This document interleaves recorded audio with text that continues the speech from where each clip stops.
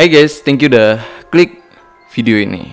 Oke, kali ini kita akan bahas street horror lagi yang menurut aku ini kisahnya serem banget ya, yang dialamin oleh seseorang, bukan seseorang sih, tapi mereka itu bertiga, yang mana mereka ini benar-benar sial banget karena apa yang mereka alamin. Itu gila banget sih menurut aku. Karena ya salah satu dari mereka itu begituan dengan makhluk lain yang itu sebangsa jin. Dan yang lebih seremnya lagi, tubuh dan rohnya itu kepisah gitu, yang katanya ya itu diambil dengan jin yang suka dengan dia. Jadi aku ceritakan aja gimana ceritanya, sedetail mungkin ya aku ceritakan ke kalian, tapi kayak biasa nih. Sebelum kita lanjut ke ceritanya, bagi kalian di sini pecinta hal creepy yang belum join dengan kita para risk creepers, kalian bisa join dulu pastinya dan subscribe channel ini dan aktifkan juga loncengnya biar kalian dapat notif pas aku upload video terbaru. Karena di sini kita bakal terus penuhin asupan creepy setiap minggunya. Oke, kayak biasa, siapkan cemilan kalian, siapkan minuman, siapkan posisi ternyaman juga, redupkan juga lampunya. Kita mulai ceritanya. Yang ngalamin kisah ini itu seorang mahasiswa akhir yang bernama Bayu. Kayak biasa, itu bukan nama asli ya, jadi itu cuma nama samaran yang katanya itu untuk melindungi privasinya lah. Jadi di treatnya itu dinamakan Bayu. Nah, jadi Bayu ini itu seorang mahasiswa akhir ya, yang mana dia ini berasal dari Surabaya dan dia juga itu mahasiswa dari salah satu universitas yang ada di sana juga. Dan ini itu kejadiannya di tahun 2011. Nah, karena Bayu ini itu mahasiswa akhir, jadi kayak mahasiswa akhir pada umumnya ya, jadi dia itu harus nyusun skripsi, yang mana itu skripsinya soal kesehatan lingkungan, yang mana dia pun itu harus mengharuskan melakukan penelitian lapangan soal kesehatan lingkungan ya, karena itu bidangnya gitu. Jadi ceritanya saat itu Bayu ini tuh melakukan penelitian itu di sebuah desa terpencil yang masih berada di kawasan Jawa Timur juga. Tapi dia nggak berani ya nyebutin nama desanya itu di mana, karena katanya takut terjadi sesuatu yang gak diinginkan gitu di kemudian hari. Sebenarnya yang ngalamin kisah ini itu bukan cuma Bayu aja, tapi juga dengan kedua temennya yang bernama Tony dan Agil.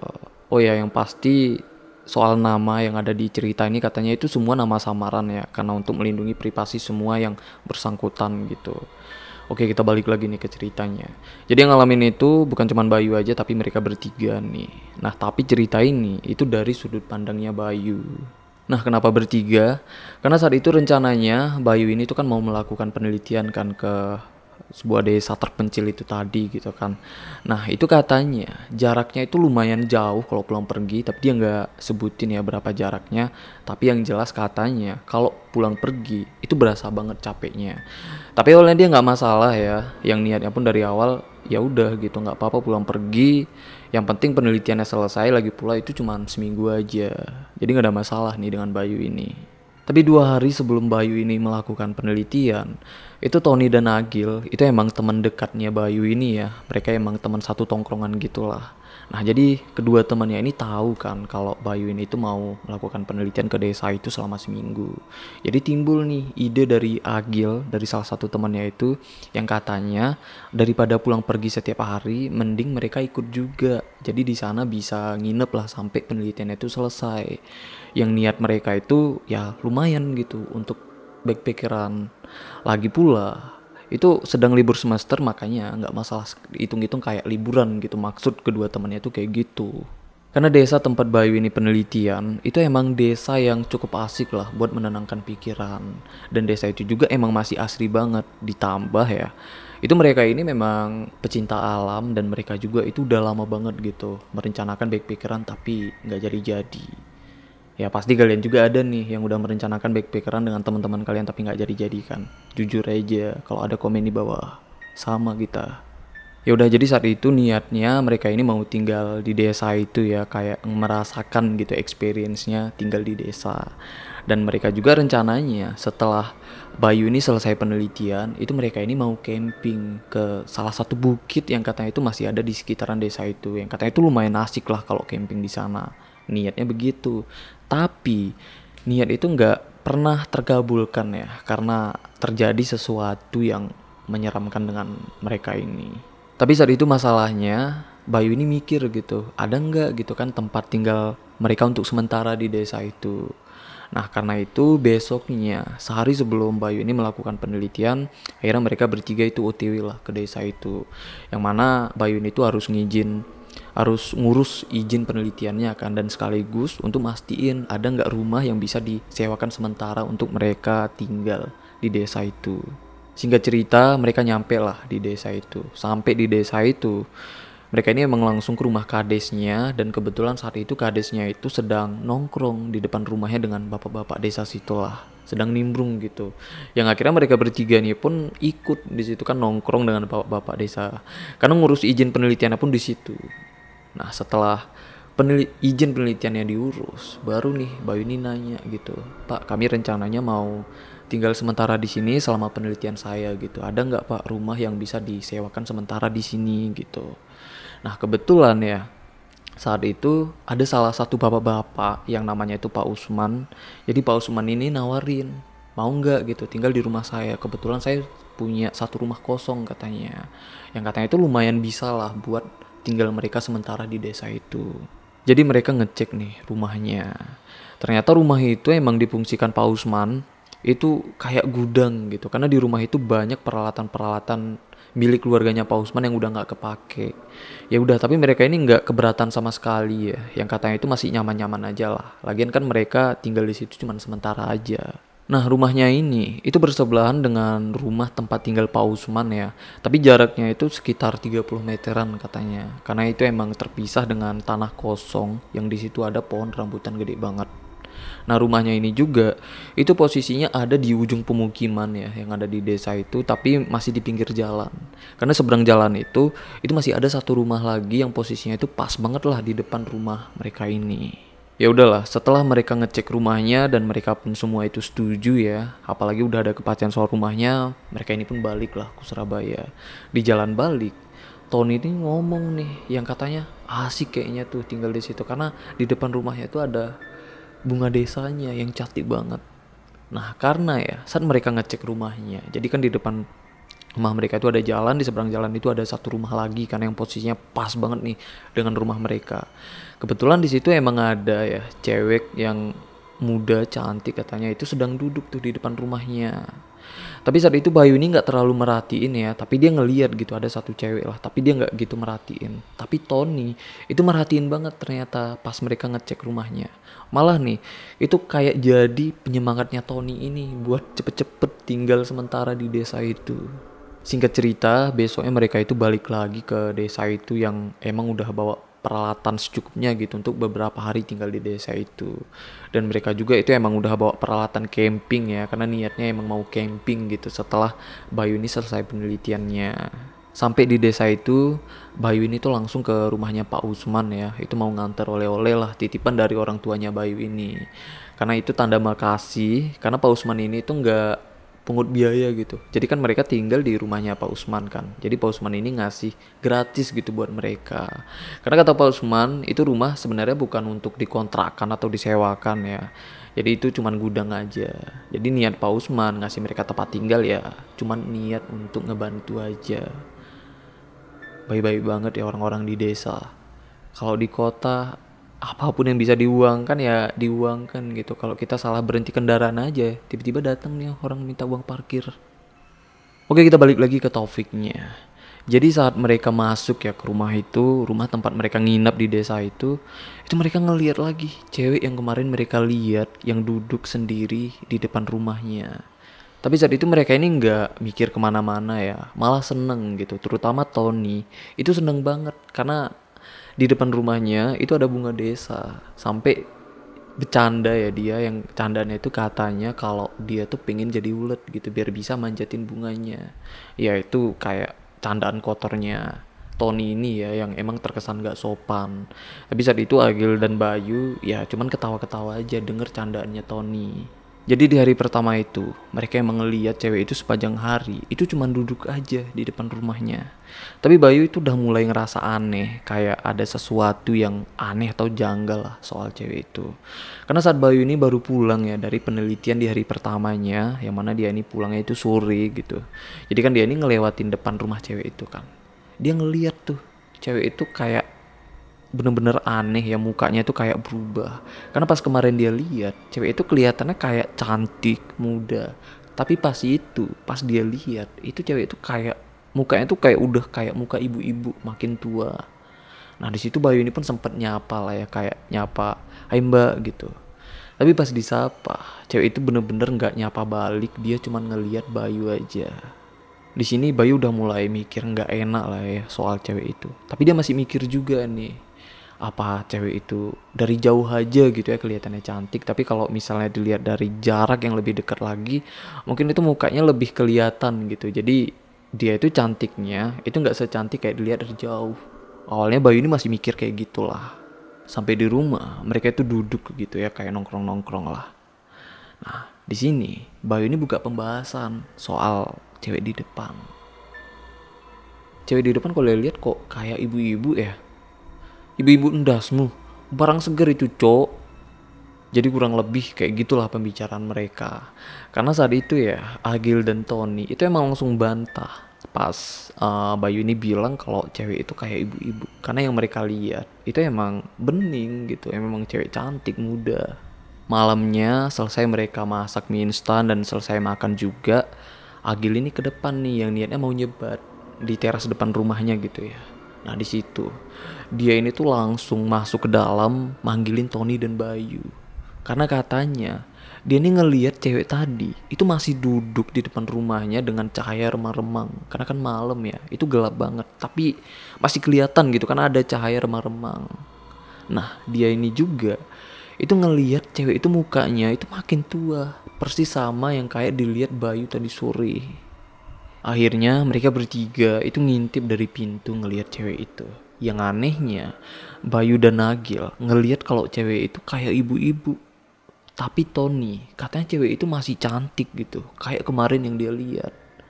Nah di sini mereka sempat berdebat ya soal itu dan bercanda juga. Kata mereka nih kalau Tony itu seleranya tua banget, suka dengan ibu-ibu. Padahal yang dilihat Tony itu bener-bener cewek cantik. Karena Tony dan kedua temannya ini ya itu kayak dikasih lihat wujud yang beda soal cewek yang duduk di depan rumah itu. Lalu malam itu ada kejadian lagi nih. Yang ini kejadiannya udah larut malam ya.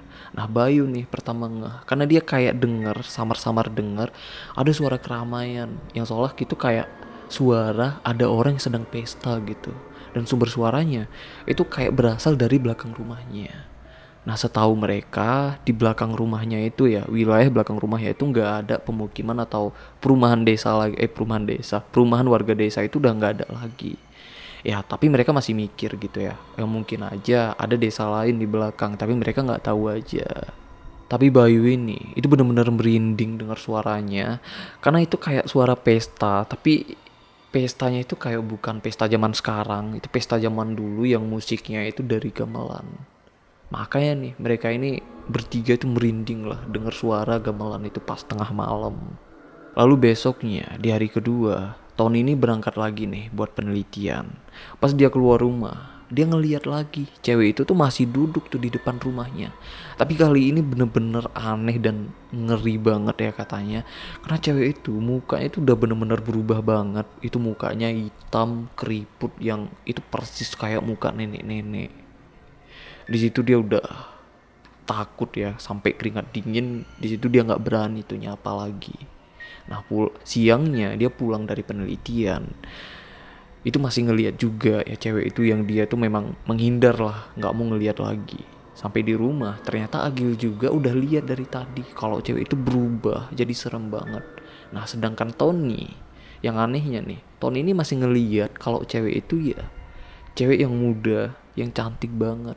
Tapi Agil ini nggak gitu takut, sedangkan Tony ya emang nggak takut sama sekali karena yang dia lihat itu emang cewek cantik, nggak ada serem-seremnya. Sedangkan Bayu di situ dia udah ketakutan banget karena dia udah mulai mikir nih, kayaknya ada sesuatu lah soal cewek itu. Ya mungkin cewek itu bukan manusia. Dari sini nih Bayu ini udah mulai mikir lah yang aneh-aneh soal cewek di depan. Siang itu Bayu ini tuh langsung ke rumah Pak Usman.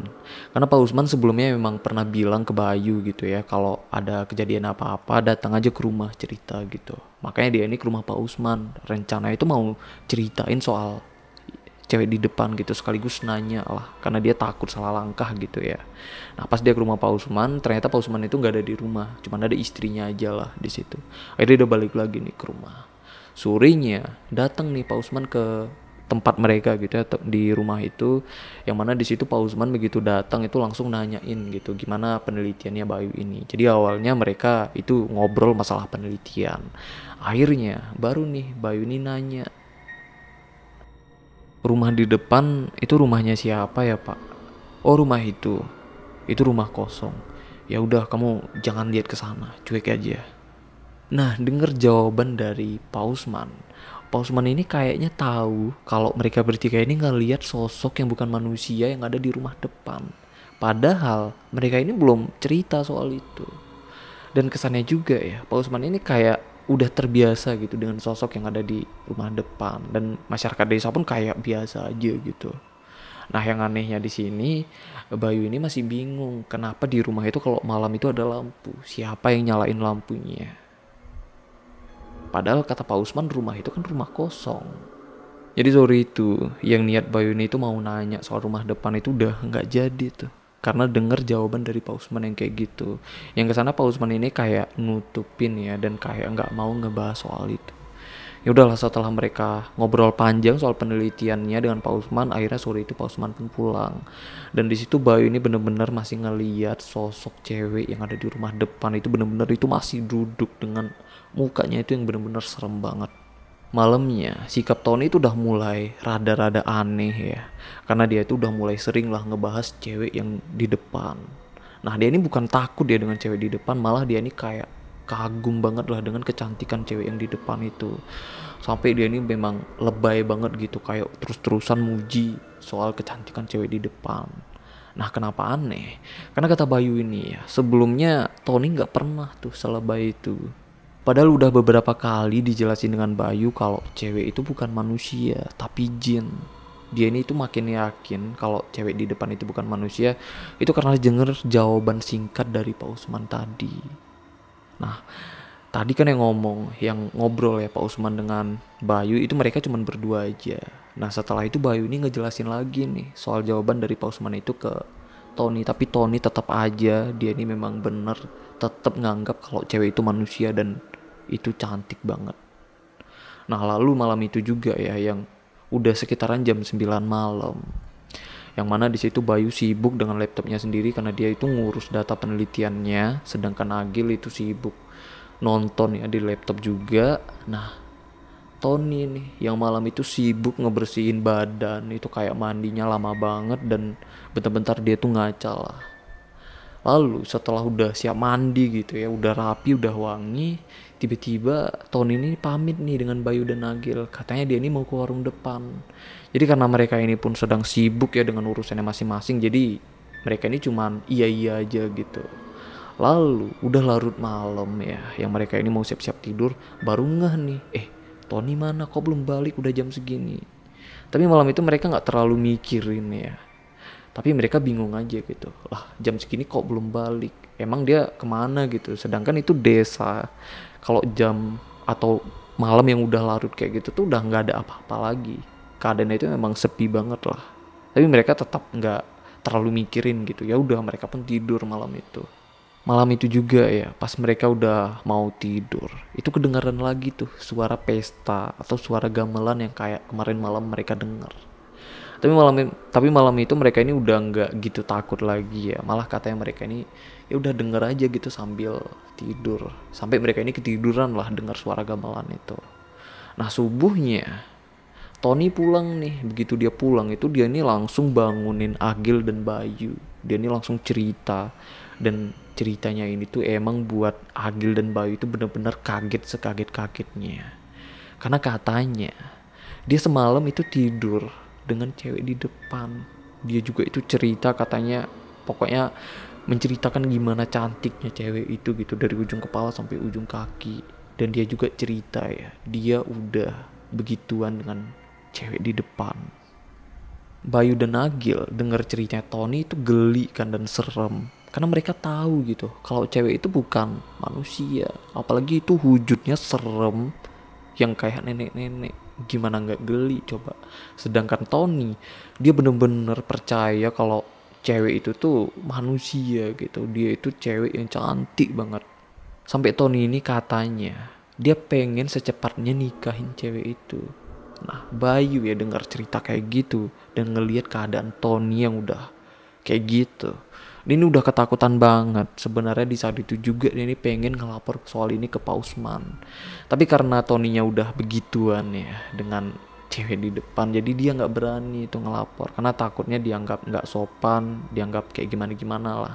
Jadi yang ditakutkan Bayu ini takut diusir gitu. Sedangkan penelitian ini belum selesai. Itu yang ditakutkan dengan Bayu. Lalu siangnya, Bayu baru pulang lah dari penelitiannya. Kayak biasa, dia itu masih ngeliat cewek itu di depan. Tapi kali itu dia kayak berusaha lah untuk nggak ngeliat. Karena dia itu udah benar-benar takut. Itu wujudnya makin lama, makin ngeri. Tapi Tony ya, yang itu keadaannya udah makin parah. Dia itu benar-benar kayak udah orang gila. Karena dia tuh kayak udah melukin bantal. Jadi seolah-olah dia tuh kayak berhalusinasi kalau bantal itu cewek yang di depan gitu. Dia terus-terusan itu kayak, ya dia pelukin, dia cium, sampai dia manggil-manggil tuh cewek di depan.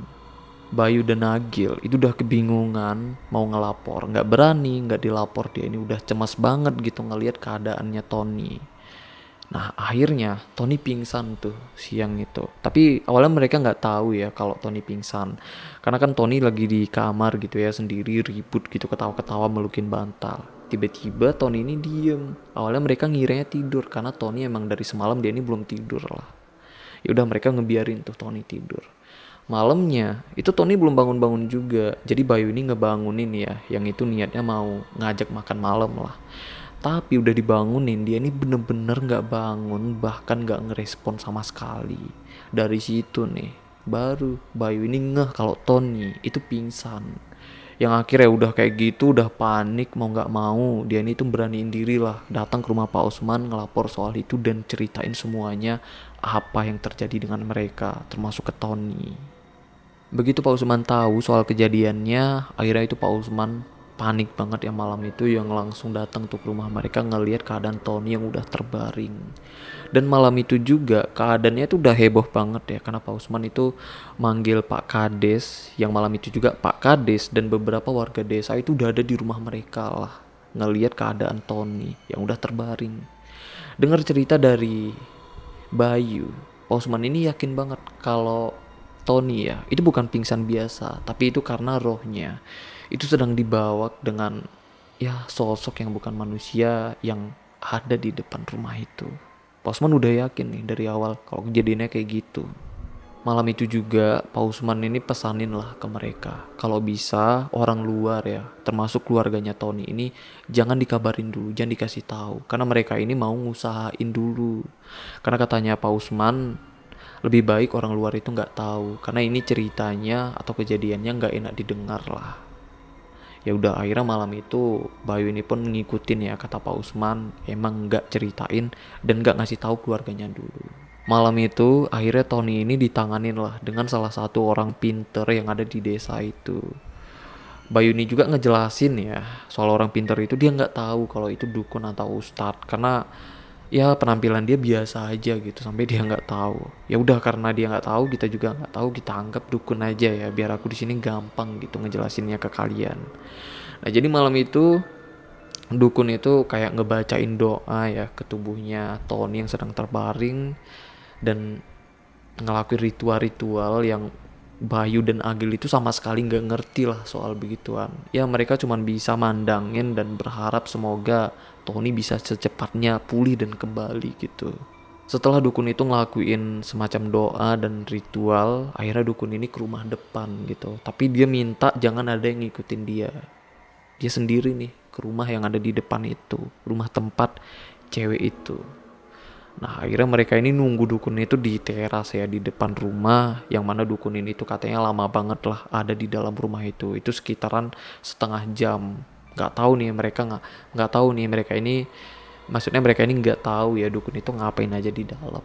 Pas dukun itu keluar, itu keadaan dukun itu udah mukanya itu udah pucat banget dan keadaannya pun itu udah lemas lah. Karena begitu dia keluar dia ini langsung terduduk tuh, yang akhirnya dikasih minum lah dengan warga di sana.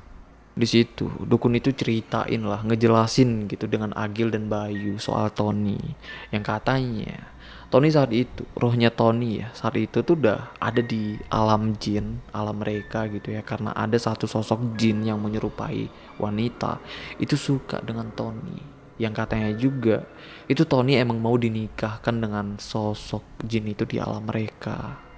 Dan katanya juga Tony itu cuma bisa balik itu dengan panggilan hatinya gitu atau kemauannya sendiri. Sebenarnya dia tuh bisa balik kalau dia mau, tapi masalahnya nih, hati dan pikirannya itu udah buta. Itu yang bikin sulit buat Tony ini balik. Tapi dukun itu katanya mungkin dia bisa manggil Tony, tapi dia sendiri itu ragu ya berhasil apa enggak. Karena balik lagi ya itu tergantung dengan kata hatinya si Tony itu. Lalu malam itu ya, keadaannya itu mereka semua itu di teras rumah dengan keadaan yang udah larut malam.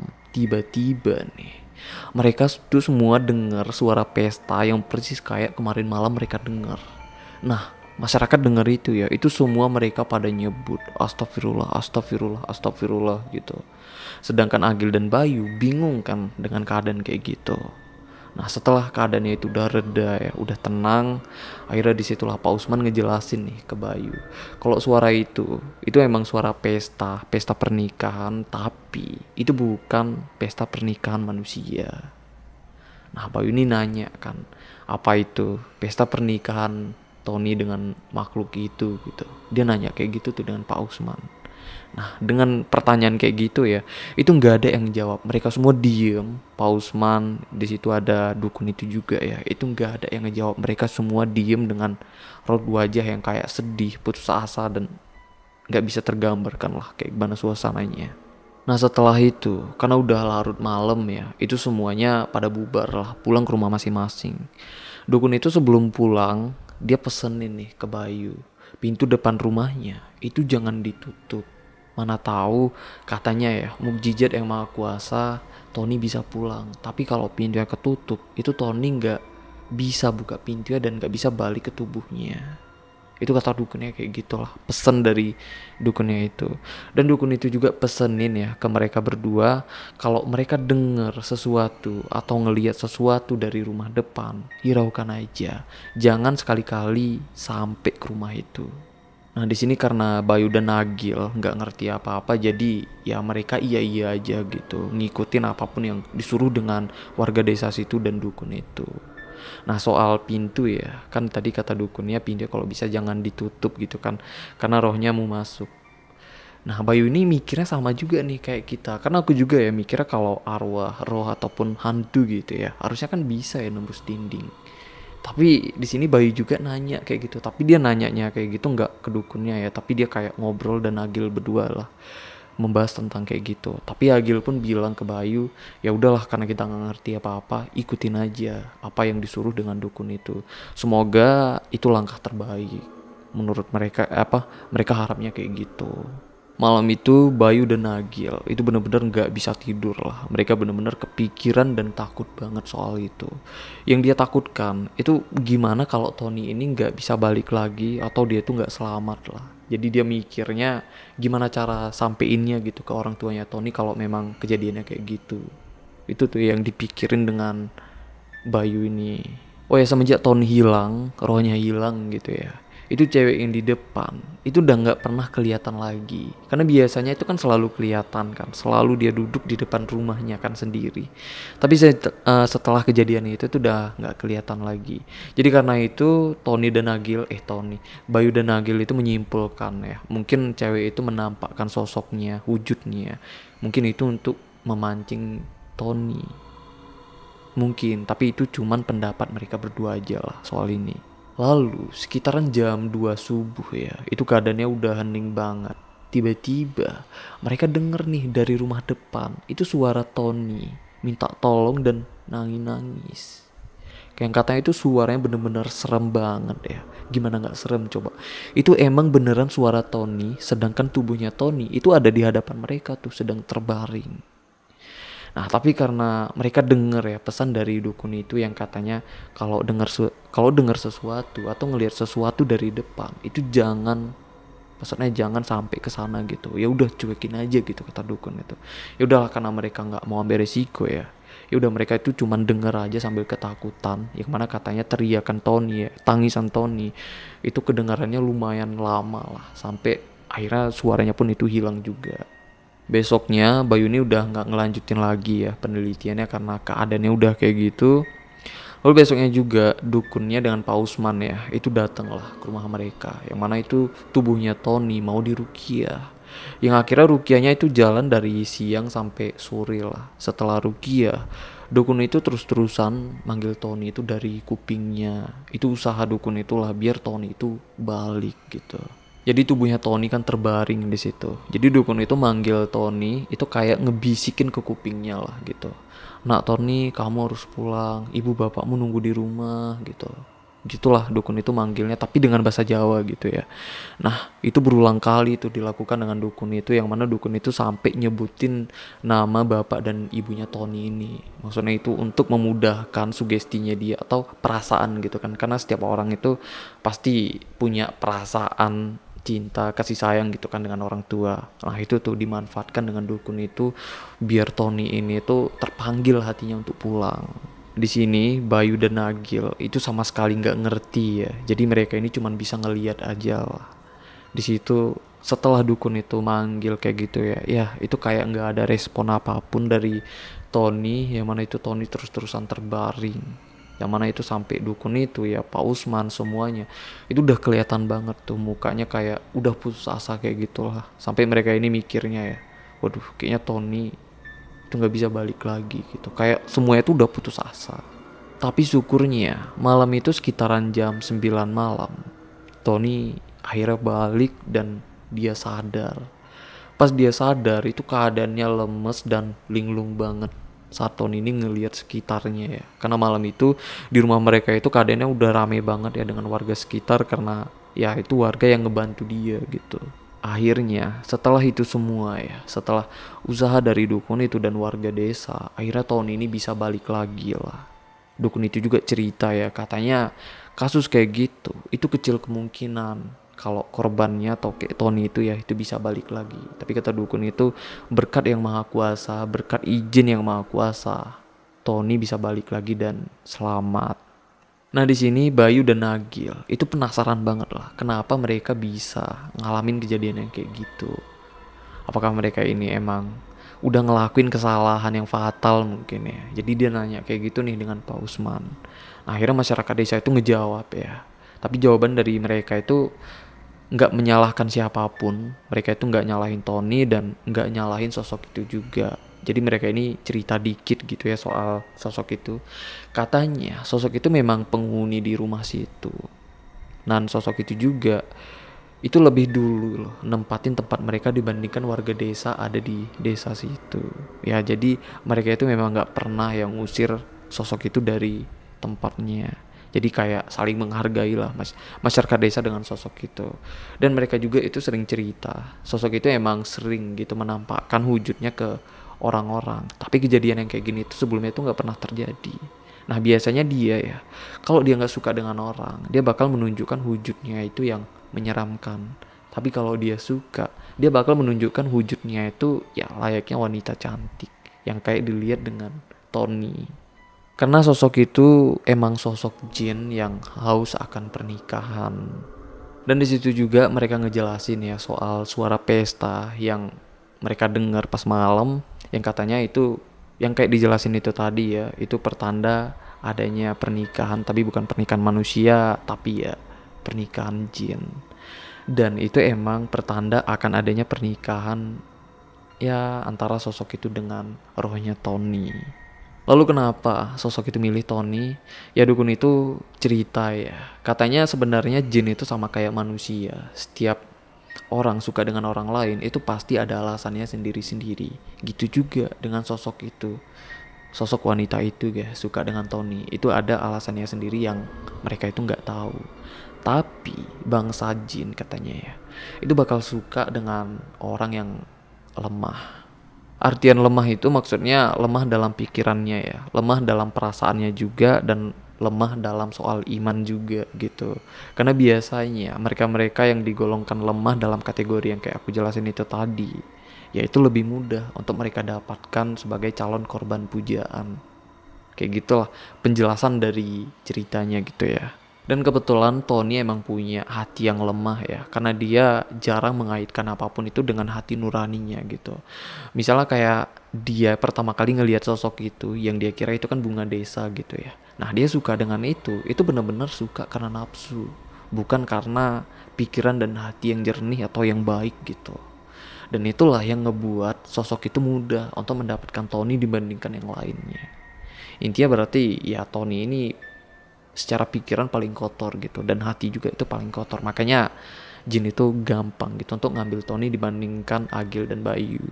Besok paginya akhirnya mereka bertiga itu baliklah ke Surabaya, yang mana Bayu ini itu nggak jadi ya melanjutkan penelitiannya, yang katanya sebenarnya itu tinggal dikit lagi, tapi emang nggak memungkinkan untuk dilanjutkan dengan keadaan yang udah kayak gitu.